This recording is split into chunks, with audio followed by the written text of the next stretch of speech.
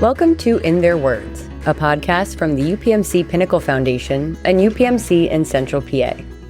In this episode, we sit down with two inspiring leaders in pediatric healthcare, Abby Flanders, Executive Administrator at UPMC Central PA, and Dr. Becky Smith, Pediatric ICU Physician at UPMC Children in Harrisburg. Together, they share their personal journeys into medicine, what drew them to pediatrics, and the realities of caring for children and families in the fast-paced, emotionally charged world of pediatric intensive care. I am Abby Flanders. I'm an executive administrator for the pediatric, neonatal, and anesthesia services for UPMC in Central PA. I'm a nurse by trade, so I've been with the UPMC system for 16 years. I practiced as a pediatric nurse for 3 years before joining UPMC. But I was a nurse with the system for 5 years before starting my leadership journey. And all 11 years of leadership have been in pediatrics. And then just recently this year, I added anesthesia services. So the reason I got into the field was actually my grandmother was a nurse, and she and I had a lot of conversations about caring for patients and the joy that it brought her, and I wanted to do the same. And then whenever I had that opportunity, I actually realized that I have other skills too in administration and leadership and, bringing a team together and taking a vision forward.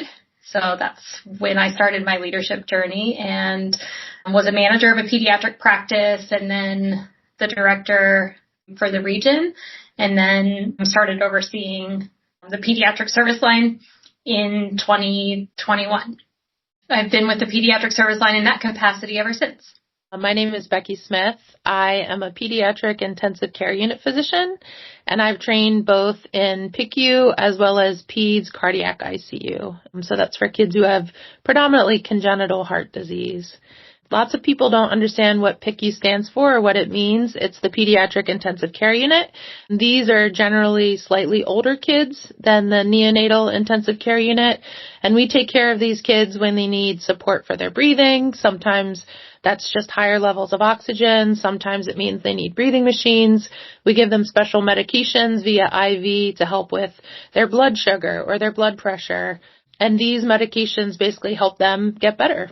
I've been doing this for probably at least 15 years, and I've been working here in Harrisburg at UPMC Children for the last 3 years. And my role here at Harrisburg is both a pediatric ICU physician as well as I'm the Associate Regional Medical Director for the Pediatric ICU. I also work as a liaison with the emergency room to help coordinate improvements in pediatric care and work with the quality group here at Harrisburg to improve quality for pediatric care as well. When I was a little kid, I first wanted to be an artist, and then I wanted to be an architect. And as I became older, I realized I just didn't have enough talent to do that. So my mother was a physical therapist, and she did home health in rural central Pennsylvania. So I used to go home to home with her as she did rehabilitation for patients. And I think that's probably my first introduction and where I sort of found a love for taking care of others, even though it's a very different job than what I do now. And when I went to college, I worked in the college health center and just sort of went through my years of training, kind of finding myself. Usually people ask why pediatrics, and I think the why pediatrics is because I both love children and love parents, and you actually need to love both to be really good at this. So I love working with kids, I love working with parents, and I like fast-paced action type work, so the ICU is that type of environment. My artistic skills were not up to what they needed to be an artist or an architect. But yeah, that is what I wanted to do when I was a little kid. I always wanted to be a nurse. I mean, my earliest memories are playing with, the Fisher-Price doctor kit, and my family would joke and say, "Are you going to be a doctor?" And I said, "Absolutely not. I'm going to be a nurse. I want to be a nurse." So I wanted that since I can remember.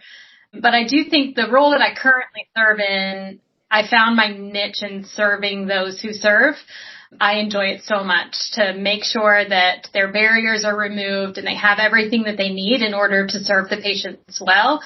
I love it so much to be in the background and make sure our operations are smooth and the team is satisfied and content and have all that they need. For families, entering the pediatric ICU can feel overwhelming. But as Dr. Becky Smith describes, Harrisburg's model is unique. One child, one family, one room. That consistency of space and staff helps create a sense of stability, even when circumstances are frightening and uncertain. Yeah, so for families that come through Harrisburg Hospital, sometimes you'll see the pediatric experts even as quickly as you're seen in the emergency room. So it's not uncommon, especially for the critically ill kids, that will come down and will work as colleagues alongside the emergency medicine physicians to take care of some of the really sick kids who end up in the ER. And we have lots of people with varying levels of talent within this group who will help us help your kid. So we have nurses who have expertise and many years of treating children who will do IV placement or blood draws.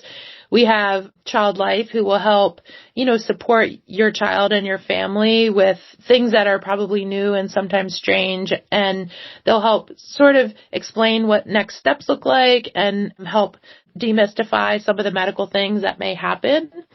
As we get to the point where we've done the emergency resuscitation or the emergency care, then we'll eventually transfer your child as well as with your family up to the pediatric ICU, which is on the 9th floor. A lot of these pediatric experts float between the ER and the ICU, and we have a really unique model in Harrisburg that I love, which is sort of one kid, one family, one bed space. So you might be admitted to a certain bed, say 904, and you may start your journey there, but you generally finish your journey there. So the pediatric ICU is special nurses and doctors, and each room can be an ICU room so that you then, as your child gets better, you don't have to switch rooms. You just switch doctors to be in the general medical floor, and then you'll eventually be discharged from that room. We have all the specialty ICU equipment that you've probably seen on television or maybe with experiences in hospitals. So we have breathing machines, we have special IV pumps and things like that for the medical care that we give there. And we have a staff of both medical physicians as well as surgical physicians who can help your child.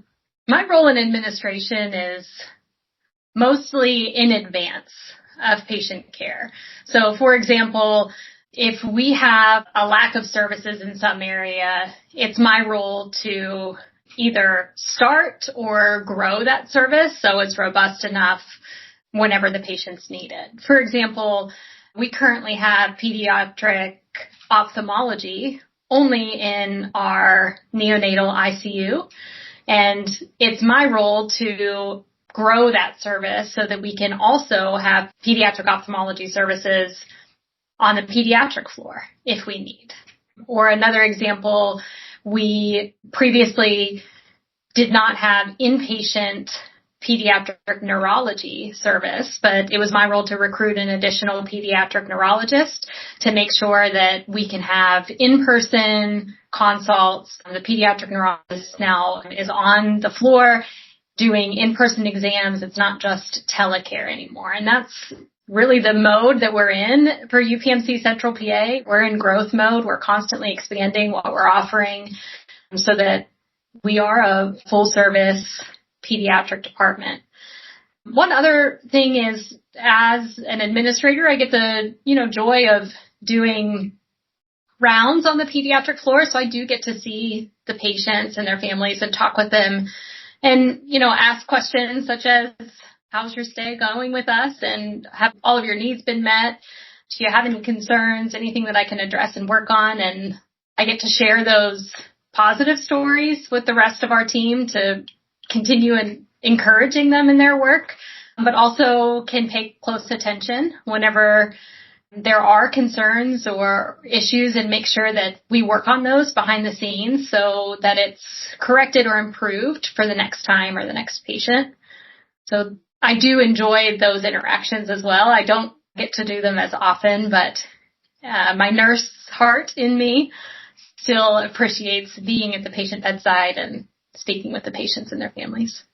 One of the cool things about being a doctor and taking care of patients is sometimes things that are little things for you as a doctor are really incredibly impactful for families.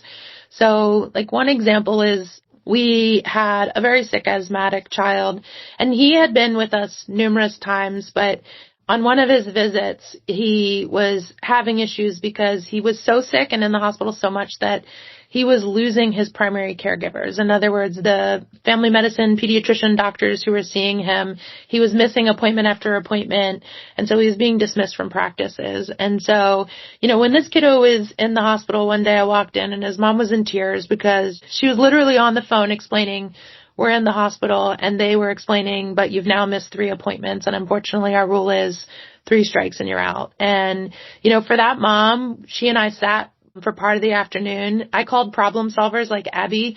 Abby isn't the only problem solver in the system. We have some other really incredible administrative problem solvers. And I called some of my problem solvers on the administrative side, and I was like, help me find this kid a pediatrician, and he needs a lung doctor. And we got him a note so that he could get a ride to school because he was so short of breath. He couldn't make the walk from his house to school without having to stop and rest between his house and the school. So sometimes the biggest impacts we make aren't like placing a breathing tube or putting in a special IV or giving special medications, but that like one-to-one connections that you develop with patients and families to realize like the really fancy medical stuff we do is important, but sometimes this individualized care that we can give at the bedside is what really truly does impact their lives. Obviously, if we didn't help him when he was really, really sick, he wouldn't be at that position. But I'm sure what that mom remembers about working with our team is not, oh, well, they gave a lot of medicine or they gave really high levels of respiratory support. But what she remembers is that we sat down together and we made sure that her child had a pediatrician and got a lung doctor, and we got him in, really timely with appointments, and we wrote letters to the school. And those things, honestly, I think that ripple effect is far more impactful than the really fancy medical stuff that everybody wants to talk about. But I'm not sure families really understand necessarily a lot of those things that we do because they're very technical. But the care we give that is very different than the care I've given in other centers is that you do sit down with the attending every day. I go in every day and I sit in a chair next to the family and the patient and I talk to them. And that very individualized care, I think, is what makes the care at Harrisburg very unique. And for me, it's what makes the care extremely rewarding. That's the part of my job that I love. Yeah, I do love the fancy high-end medical stuff, but I really love the interactions that we get to have with patients and families. And I meet their siblings and aunties and grandmas, and those sorts of things I think are really important too and make us really unique at Harrisburg. I think we have really personalized care. And there are people in other centers that can do exactly what I do. My skill set is not so outrageous or incredible that it can't be duplicated somewhere else. But I think the personal care is what's unique here. And I think that that's unique about my role in administration, that I not only get to, in a removed way, serve the patients and their families, but also very directly serve the people who care for them. And therefore, I have a story for each. First, the patient side. My husband and I are also foster parents, so we get to walk in other circles that expose us to some more immediate or urgent care needs in really stressful times. So when a child is placed in a new placement and the foster parents are discovering some unique medical concerns or symptoms that worry them, and they need to find care pretty rapidly. I heard recently from a fellow foster parent that was so relieved whenever they called Children's Specialty Services for a single endocrinology appointment and happened to mention when they were on the phone, thank you for scheduling this. Now I got to hang up and call the gastroenterologist and the allergist and the pulmonologist too. And the person on the line said, well, actually, we're all of those things, so I can help you. So she was so relieved. And I thought hearing stories like that remind me why I invest so much time in recruitment and why I invest so much time in smooth operations and making sure that we have a multi-specialty center and making sure that we have really pleasant and caring staff members who are going to do everything they can to ease the parent concerns and make their lives easier.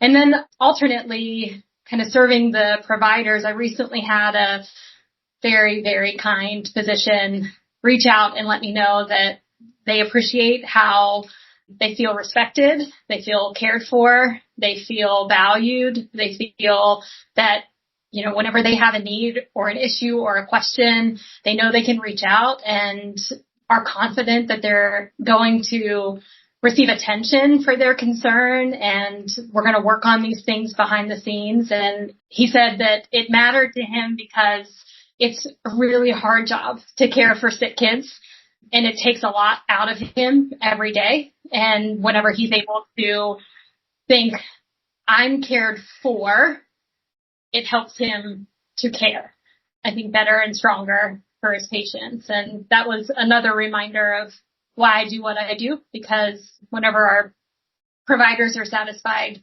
and feel cared for, then they're caring longer and stronger for our patients. Beyond the medicine, Abby and Dr. Smith remind us that what truly shapes a family's experience is the way care is delivered. A quiet conversation, a moment of reassurance, or an advocate who helps remove barriers can transform overwhelming circumstances into something a family feels they can endure. Nobody really comes to the hospital and thinks about getting cared for in ways that are non-medical, but I think we do a really great job caring for both the medical and the non-medical needs. One specific example that I think of that I feel like happens every time I do an admission is that, you know, we'll do an admission and sometimes children end up coming to the ward at like 2:00 in the morning, and you can just tell these parents are very harried. And one of the questions that I always ask is, have you eaten? And many times, obviously at 2 a.m, they're like, the last meal I had was lunch. And so we have facilities for families to be supported, to have coffee and tea and drinks and meals that they can warm up, even in the middle of the night, to just help support not just the patient, but also everybody around them who is an integral part of their care, right? We need parents to be present and we need them to be supported, to have a really strong team. And so we don't just support the patient, we also support, all these caregivers as well who come and work with us. And sometimes that's as simple as free parking, which for some of our families, the cost of parking in a city is a lot of money. So sometimes it's just free parking and sometimes it's meals in the middle of the night. But, typically if a family is admitted at 2:00 in the morning, long before I ever even get to the room, one of our PCTs or our nurses have made the bed for the family member so that there's not just a place for the child to sleep, but also for the family to sleep. And I think these intangibles are really, really important when it comes to just having a little bit of that weight lifted off your shoulder, because you have the weight of the world that your child is sick. The last thing you want to think about is like, how do I get a meal in downtown Harrisburg at 2 a.m? Or am I going to have a place to sleep while my child is here as an inpatient? And we do a great job making sure that things like that are taken care of. Cell phones get charged. Kids have iPads to watch if they're bored in the hospital. There's toys 7 days a week. So I think those things are really important and often get overlooked when we talk about the medical care at Harrisburg, because people want to focus on the medicine. But the medicine's great and you'll get great medical care, but you'll actually get entire care for the family. It's not just about the medical care that kiddo is going to get while they're here. But I think hopefully from Abby and I, you just sort of see like the passion behind this effort, because we really do think we have great services and a great product. And I feel, at least personally, a lot of the community doesn't necessarily know how it's never nice to be in the hospital, but that there are things here that make this a lot easier to deal with as a family. Thank you for listening to In Their Words. This conversation reminds us that while technology and expertise are essential, it is compassion and personal care that families remember most. We are grateful to the UPMC and Central PA physicians, nurses, and administrators who bring this commitment to life every day, and to the donors of the UPMC Pinnacle Foundation, whose generosity makes it possible to expand services and improve care for children and families in our region. Until next time, thanks for listening.